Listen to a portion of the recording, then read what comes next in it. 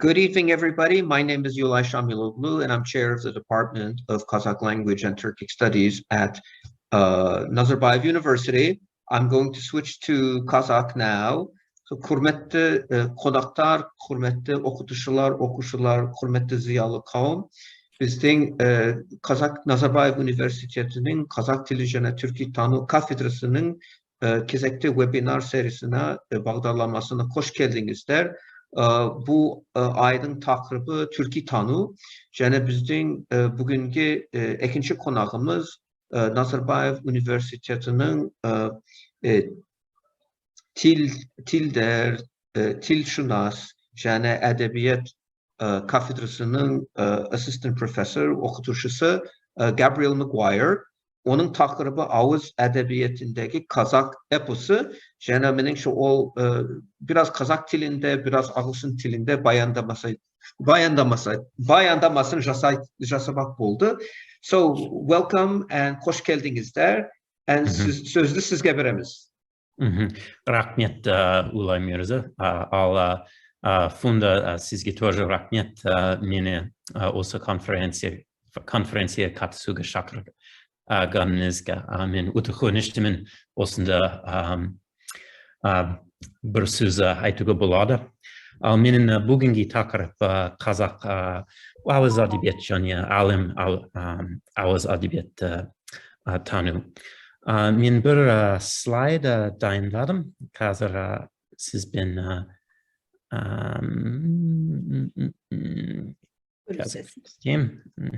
И вот болду.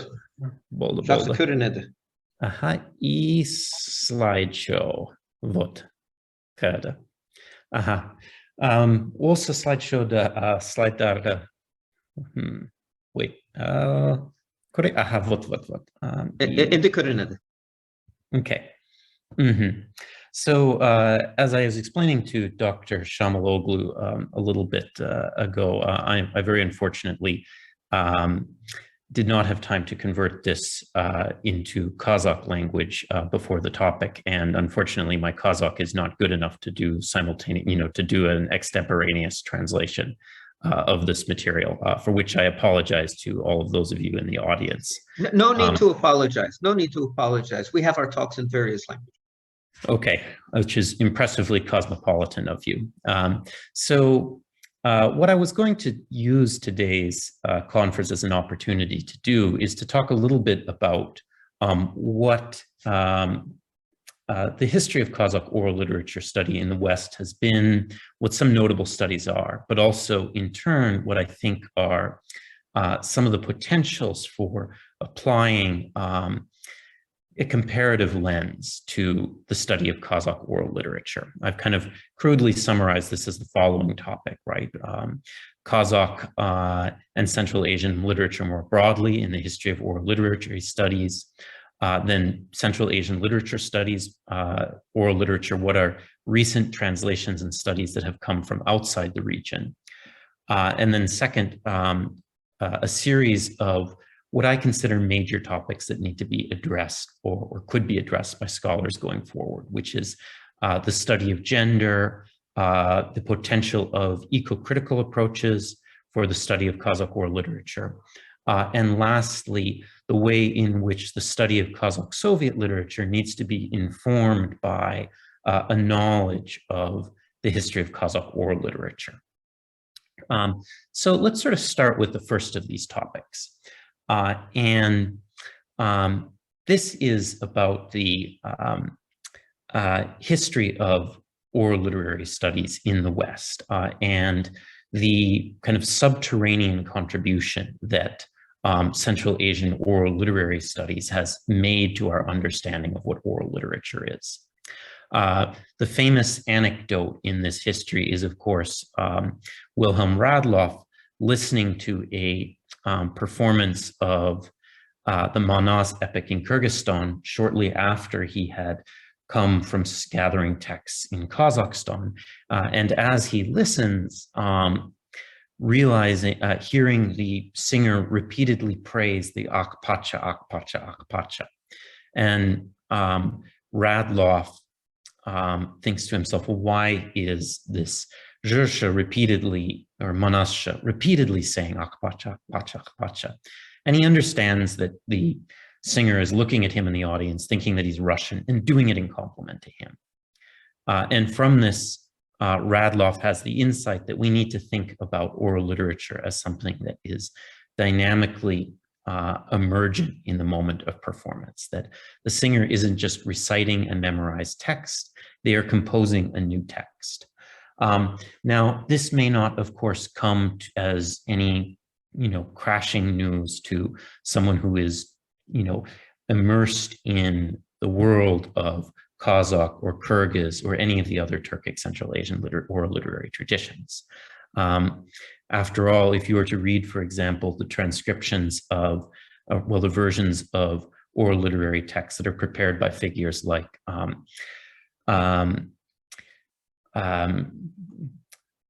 Jusuf Bekhoja Shaykh Islamullah, to choose one example, right? I mean, he typically does begin these texts by talking about the ways in which he is essentially performing this as to a live audience, and talking about what he wants this to accomplish and what changes he's making as he does it. I mean, it's very explicitly on the surface. But it was news to people who had studied, who were specialists in the study of the Iliadic traditions.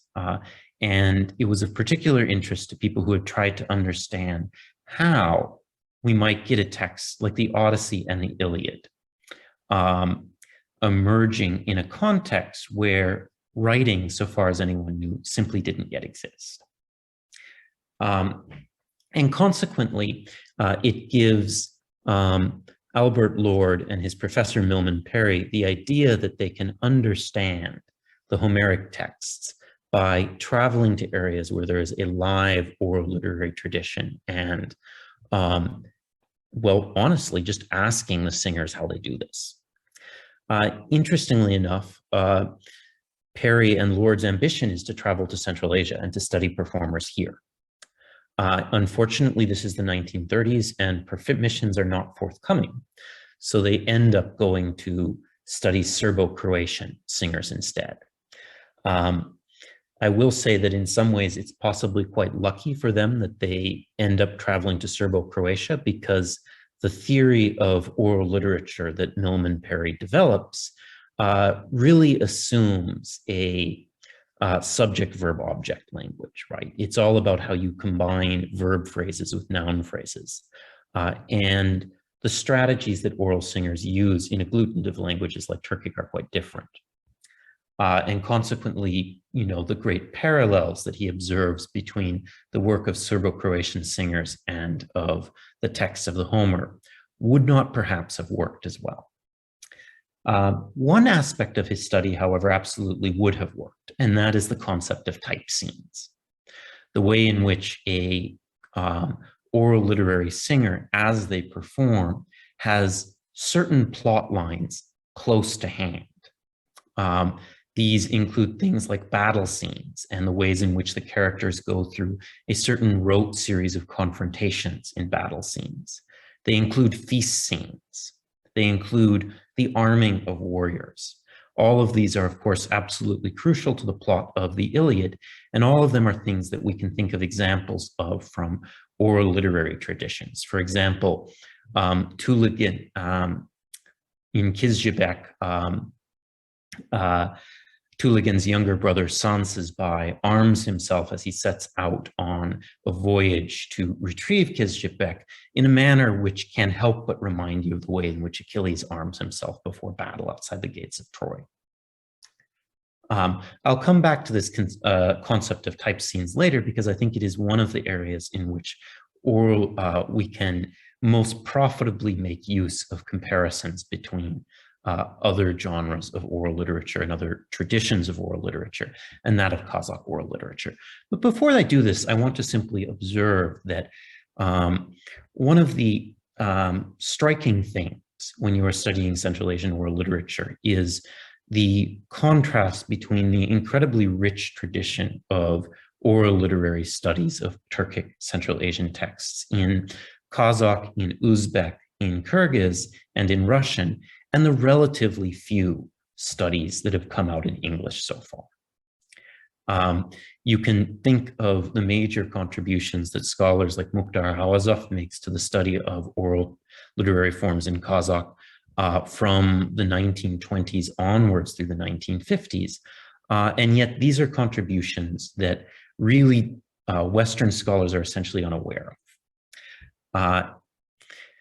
Instead, we have a handful of studies, very, very fine studies, but they're a handful. We have, for example, Arthur Hatto's translations of sections of the Manas epic from Radloff's preparation, in particular including the memorial feast for Kukutai Khan, but also including, I couldn't find an image of it online, but I have the book in case any of you are interested in looking at it, his translations of the rest of the of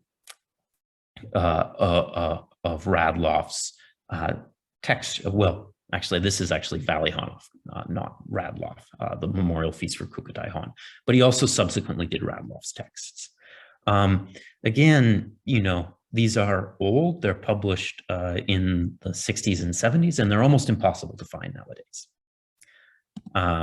We also more recently have Karl Reichel's fine translation of a recent performance of Yedegei by Jumabai Bazarov, a Karakalpak oral epic, which has an excellent survey of the differences between the Kazakh, Nogai, Karakalpak, and Uzbek traditions of Yedegei.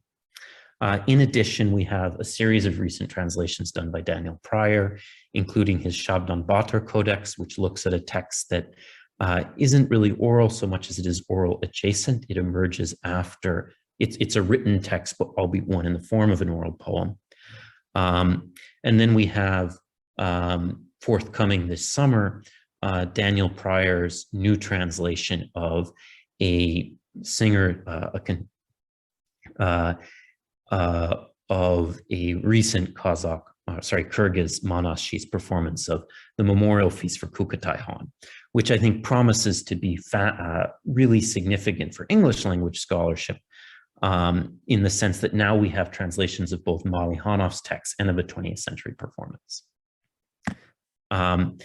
Lastly, you know, there are at least a few works that have recently attempted to put Central Asian literary studies in dialogue with the broader tradition of Homeric studies. This book by Jonathan Reddy, The Homeric Simile and Comparative Perspectives, it says oral traditions from Saudi Arabia to Indonesia, but there's a significant section of this which includes, well, I mean, if you're going from Saudi Arabia to Indonesia, you will pass Central Asia. And Jonathan Reddy does indeed do so and discusses the use of simile in Central Asian oral literary contexts.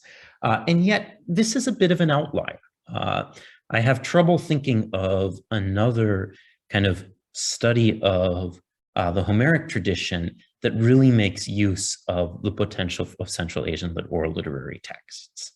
And that's despite the fact that, you know, Homeric study and the study of the Iliad and the Odyssey is, you know, an incredibly vibrant field. There are just an enormous number of books published every year and a huge range of academic journals devoted purely to this study. This is kind of closing up the visual sections of my talk. I'll go back to points 3 through 4.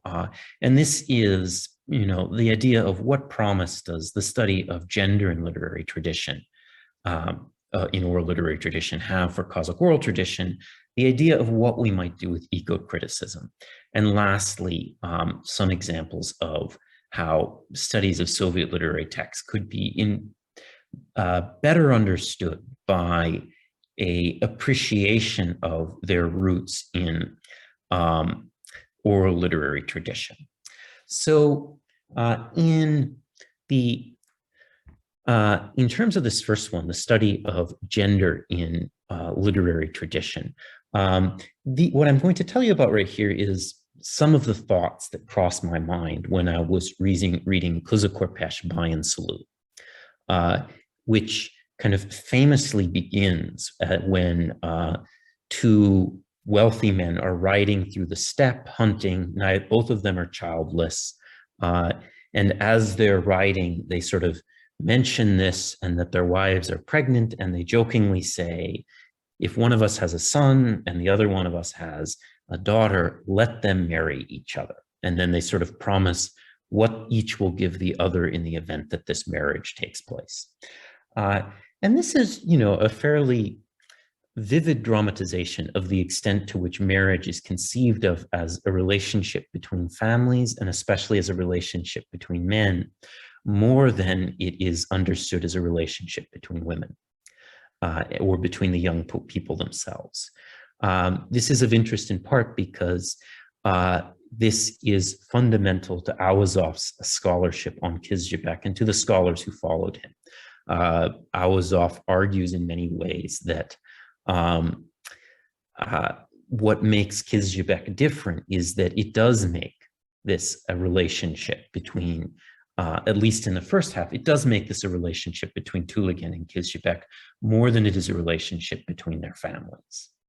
But here, at least in Kuzukorpesh, Bayan Salu, what we have set out before us is a vision of the social contract in which marriage really does function as a contract between men. And this is fundamental to the later unfolding of the plot. Again, as all of you are aware, one of the fathers does indeed give birth to a son and the other to a daughter. But tragically, the father of the son, Kuzukorpesh, is killed falling from his horse even before he reaches his home. And the father of the girl, Kizilcebek, decides that he has no interest in engaging his daughter to marry the son of an orphan, and he breaks his contract with her and moves on. Now, you might at this point say that, well, we then move into the second half of the epic in which the father of Kizilcebek attempts to engage in a marriage of his daughter with the son of a wealthy man, in some versions with the son of a Kalmuk, which would make it a particularly major betrayal. Only for Kizilcebek to essentially conspire with Kuzukorpesh to engage in the marriage herself. And I apologize for sort of so elaborately summarizing a text that I'm sure all of you have, much more familiar with than me. But one thing that I would sort of draw your attention to right here is the way in which you could say that this, like Kizilcebek, represents a daughter's rebellion against her father. And to that extent, you might say, well, okay, this is, again, an example of how these texts are capable of imagining or meditating other social relationships. I'm not honestly completely convinced by this perspective. One of the reasons why I'm not convinced by it is that I believe that what goes on right here is that Kizilcebek is essentially displaying loyalty to her father, even when she engages in this relationship with Kuzukorpesh. But the crucial point is that she displays loyalty to her father as an institution and not loyalty to her father as an individual. In other words, he has given his word that she will marry Tulagen. This word has been ratified by an exchange of gifts. It has been blessed by the intervention of Baba Tukta Shashta Aziz. And in that sense, to abandon it is entirely to place yourself outside the pale of this, of these social institutions, which is what her father tries to do. When Kizilcebek when Bayan Salu, interferes in an attempt to maintain it, she really is putting or attempting to uphold and reinforce what is essentially a patriarchal institution. What is more, we see this from the other side through the story of Kuzukorpesh's own voyage to essentially join Bayan Salu. And this is where I think we really do profit by a comparison with other examples of feckless sons from Homeric traditions. Kuzukurpesh, when we meet him, is, a epic hero in the sense that he grows up very, very fast, and he is stronger than all the other children around him.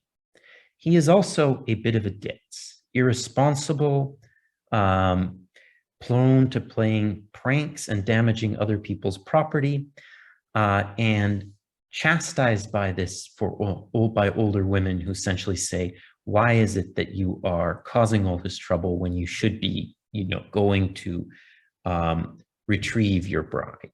In this sense, he always reminds me of the son of Odysseus in the Odyssey, Telemachus, who is similarly, when the story begins, a bit of a feckless ne'er-do-well,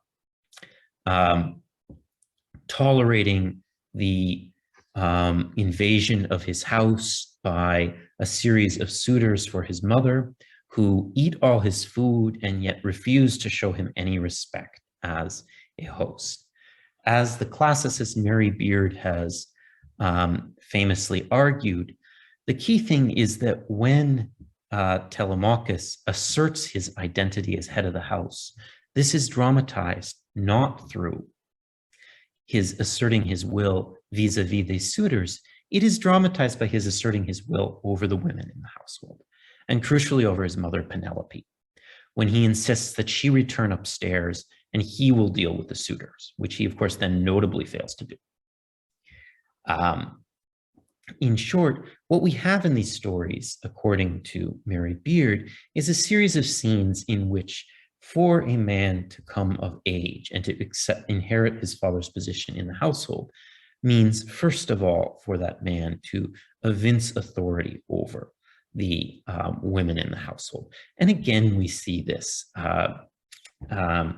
crucially through the in the story of Kuzukurpesh and Bayan Sulu, when in some versions, Kuzukurpesh overrides his mother's will that he not set out after Bayan Sulu by asking her to cook him food and then clutching her hands and forcing her to hold hot grain in it until the pain leads her to reveal the story of the engagement with Bayan Sulu. So again, we see that, Tulagin's, or Kuzukurpesh's maturation really does come at the expense of the women in the household. And again, I would stress that this is, I think, not points that would be new to within Kazakh language scholarship on these traditions. As I've already mentioned, Mukhtar Awazov, and followed by a series of other scholars, have made very similar analyses of Kizhebek. But I think they do illustrate the extent to which the study of these scenes in the Homeric tradition could very much be enriched by an appreciation of the ways in which these themes and ideas are common to the oral literary tradition, the epic tradition, across a tremendous range of texts and epic traditions. And we can see this very clearly when we turn our attention to the Kazakh epic tradition. The next thing that I wanted to touch on is Kazakh oral literature and eco-criticism. And this is one where I think there really are some very exciting potentials for what we could do with eco-criticism, which is a comparatively new move in Western literary studies. It really appears as a major force in the 1990s. This is when we actually start to see academic journals devoted to eco-criticism being founded. It is, although of course it's a movement which has roots in scholarship that goes back much earlier than this.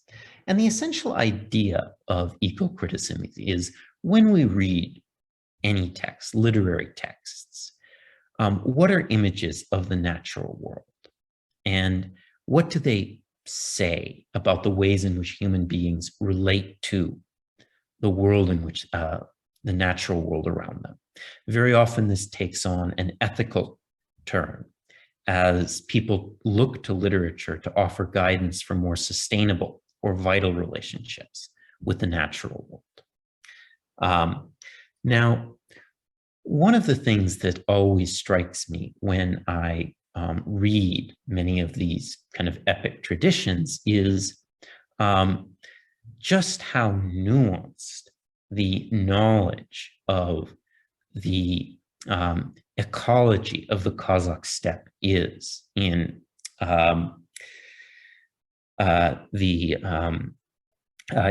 in many of these singers' works.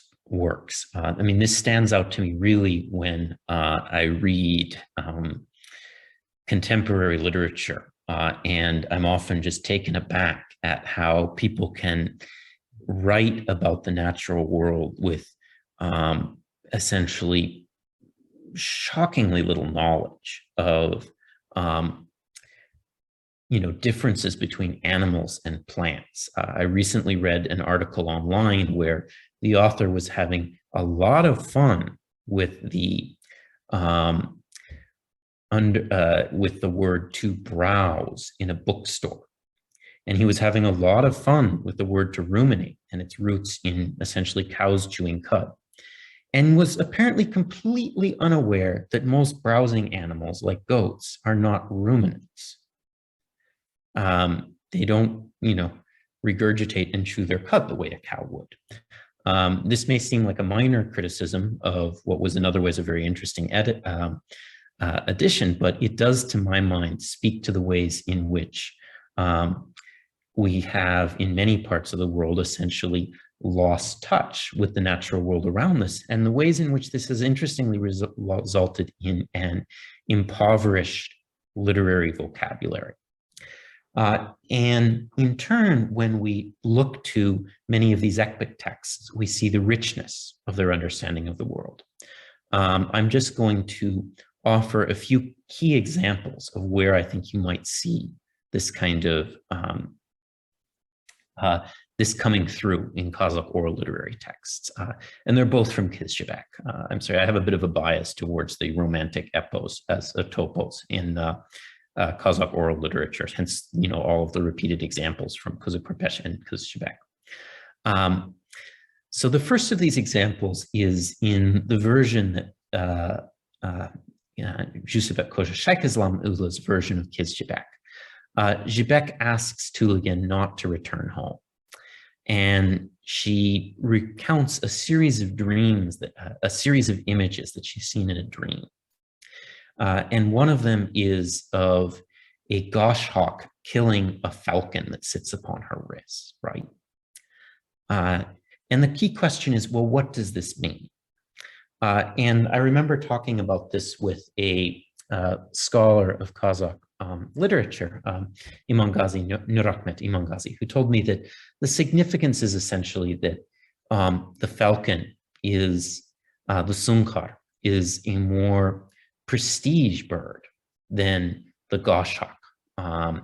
And for it to be, the bidayak, I think is the word that's used in the original text, and for the falcon to be struck down by this larger, coarser, and less prestigious a bird is a warning or a foreshadowing of the ways in which Tuligan will be killed by his manifest inferior Bekashan later in the text. Again, this is a metaphor that you will not understand or know unless you have an intimate familiarity with the nature of the steppe. Another example that I find fascinating is the detail of the geese that fly alongside Tuligan as he travels across the steppe. After Kizhebek's warning, Tuligan essentially says, if God wills that I'm going to die, then I'm going to die. There's nothing I can do about it. But he also says that, makes a promise that he will return with the wild geese in fall. After he's been detained at home by his father, lo and behold, wild geese fly overhead, reminding him of this promise, and he sets out, traveling with them in their footsteps across the steppe. And then when he is eventually killed by Bekajan in the steppe, his dying words are addressed to these geese as he asks them to carry word of his death back to his own family. Now, in the original text, these are very specifically identified. They're not just geese, they're konarkas, gray-lag geese, a species that does winter in the Caspian Sea. And I think, that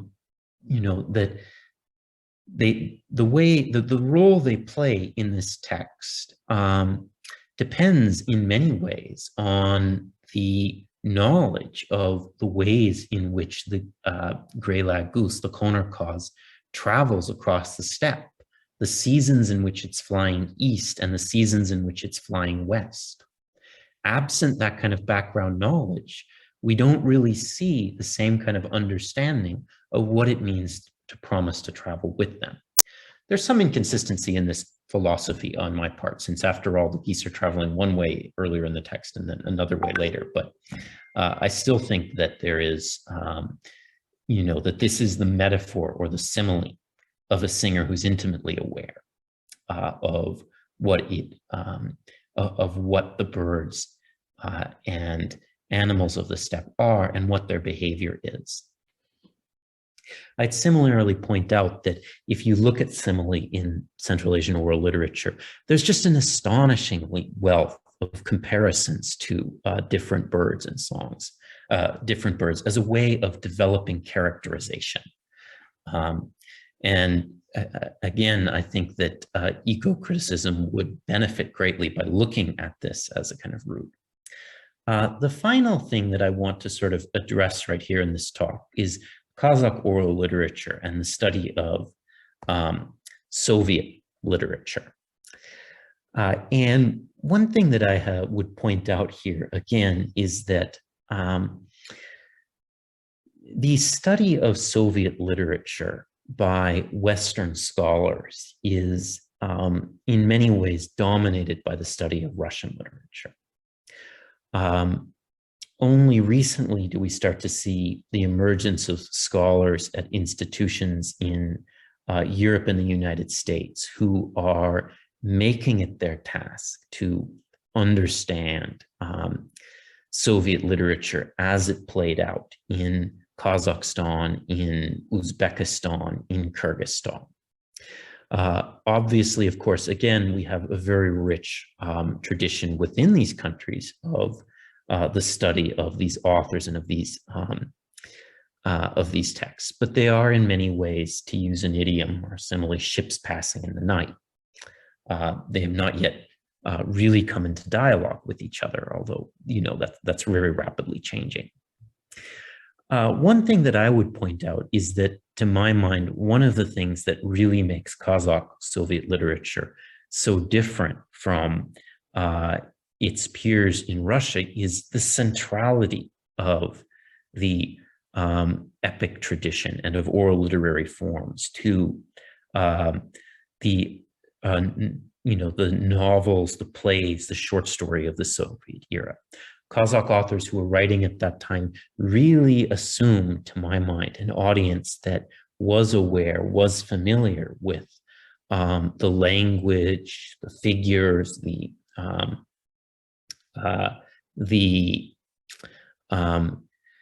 plots of the Kazakh epic tradition and of the Aitis tradition. And it's easy to think of examples that confirm this. Ones that I have kind of been particularly interested in the past, for example, are the ways in which in his early drafts of Abay-Jola, Mukhtar Awazov was at pains to write the Tsar-Zaman poets into the story of Abay Kunanbayoglu's maturation as a poet, essentially very explicitly positioning him as a continuation of a spirit of critique that had earlier found fruits in the works of people like Baldulat Pavatayula. Another example that I find that illustrates this very well is Kulagier, which is famously written by its author shortly before his own incarceration and,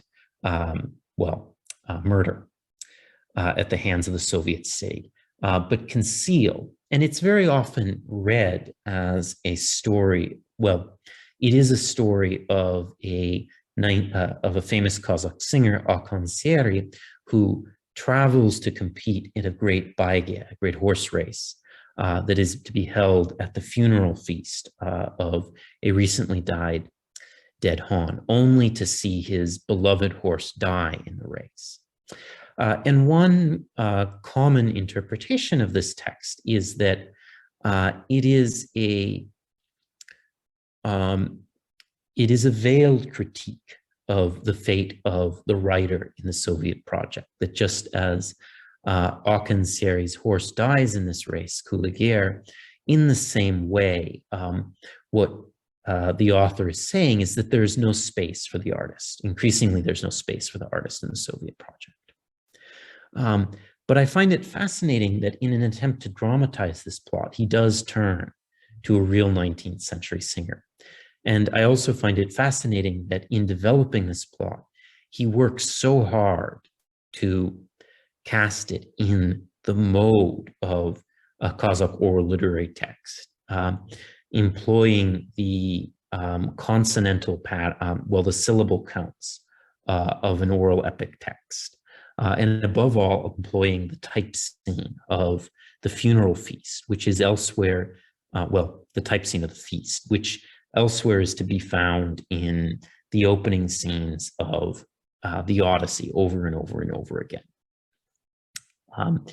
And again, what I think we see right here is the ways in which the Kuligir is addressed perhaps to a pan-Soviet audience, and yet it is gesturing in the tradition of a very specifically Kazakh oral epic tradition, and positioning the writers of the Soviet Union as heirs of this tradition, and not necessarily as radical breaks with it. I see we're now at the 7:41 moment mark, and this I think is in any case a fine time to kind of call a halt to my discussion. I don't know if there are any. I will stop share any questions at this point, but if so, I would be happy to answer them. Or if there are, I realize that there may also be less questions than observations about things that I'm missing, which would probably be more useful for me. So. Well, thank you so much, Gabriel, for such an interesting talk and interesting comments and insights. And there were many things there that were new for me, and many things I had heard about but really didn't know that much about. And so